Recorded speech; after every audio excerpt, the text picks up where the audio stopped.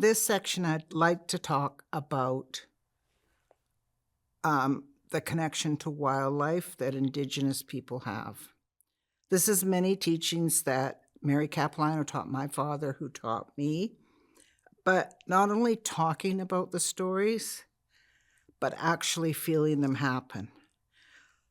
As I told earlier, my grandmother, our great-grandmother, had a connection with the killer whales, Yeltsilewet, and they were very close to her. And we're not sure how old she was when she died because we never knew her birth date. But when she passed away, she said to the family, "Go down to the beach and sing me a song when I go. Sing me a farewell song." So they all went to the beach, including my father, his cousins, and they sang. And in came the killer whales and did 4 complete circles in front of the house. It was a huge pod, and then they left 4 times, which is traditional in all our protocols. And it was like they came to say farewell. And this has happened on many occasions where people of high lineage, matriarchs, chiefs, leave this world. My aunt, who is one of the higher chiefs from Alert Bay, when she passed and they took her ashes, my cousins sent me a film. Porpoises, whales, everything followed that boat. They were going to an island where there's just people buried there, just ashes. Nobody lives there. And all of this wildlife was following the boat. It just sent shivers. But I personally had an incident where I knew it isn't like my dad said, it isn't telepathy. It's not like the animals talk to us, but you get the message in here and you know what it is.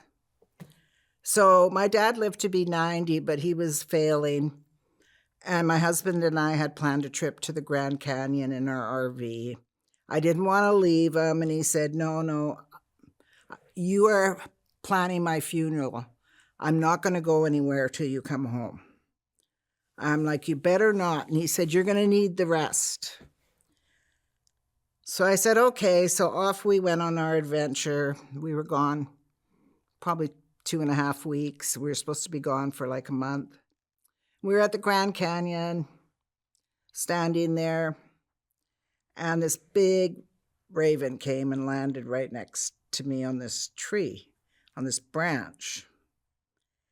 And it was just turning its head like this, looking at me and talking and looking at me. And I looked at my husband and I said, I've got to go home.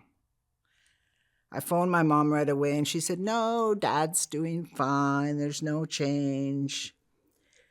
And I said, I'm coming home anyway. So we're pulling an RV. It's going to take us 4 days to get home. So I said to my husband, let's go. So we came home, arrived home on the Sunday. I spent all day with him. And he was going deaf and he was blind, but he had a really strong heart. And, you know, he said to me, held my hand and he said, I'm in the winter of my life. Faye, I've done everything I've wanted to. It's time for me to leave. And the next morning he passed away. And then he's right. I was very, very busy with the funeral arrangements for a whole week. So many ceremonies. But I knew when that bird was there that it was sending me a message. And the same as a hummingbird is a messenger. I was in Palm Springs with my husband. A really good friend of mine has the name Hummingbird, Tish Tish Nate. And his wife was ill. And this hummingbird kept buzzing around my head. And I'm like, oh, this isn't right. And so I phoned him. Sure enough, she'd passed away.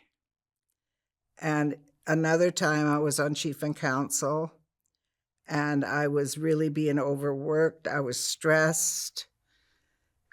And all these birds were in the front yard walking. I couldn't tell if they were ravens or crows, but they just kept walking around my front yard. And I phoned my spiritual advisor and said, please come and see me. I don't know what's going on here. And so he came. He said, it's not a bad sign that your ancestors are looking out for you. They're worried about you. You need to get some rest. And sure enough, I ended up being off work for almost a year. So we really take animal kingdom seriously. They are part of who we are. And I'm just going to share these. These are deer hooves. My dad said, when they went hunting, they used everything they could. They used the hide for making drums, for making clothes. They used the hooves. He used to put them around his ankle and dance. And you could hear them. I remember as a little girl, I'd hear him downstairs. He'd be getting ready out to go to an event. I hear this and I'd get so excited and run down and see him. But you always prayed on the animal and thanked the Creator for giving you this food, and thank the animal for giving up its life. And you used every part for something. The bones were used for making tools. It was just something that we've been taught, even making the cedar bracelets, hats, baskets, comes from cedar bark of the cedar tree. You can only pick it in the early spring. You only ever take one strip off a tree, and you thank the tree. You pray on the tree first, and you take one strip. And then you have to soak it in water and pull the outer bark off. And that's how you end up with this beautiful stuff here. So, people say, oh, how can you have a connection to wildlife? Mother Earth is part of who we are, and we are truly connected to everything related to Mother Earth. And with the environment changing and everything that's going on, I find it very frightening. I wish my dad was here so I could talk to him about it. But he had the very strong beliefs of being thankful for what you have and where it comes from. So with those words, I ask people to please be kind to Mother Earth, to the animal kingdom, to the sea life. Thank you.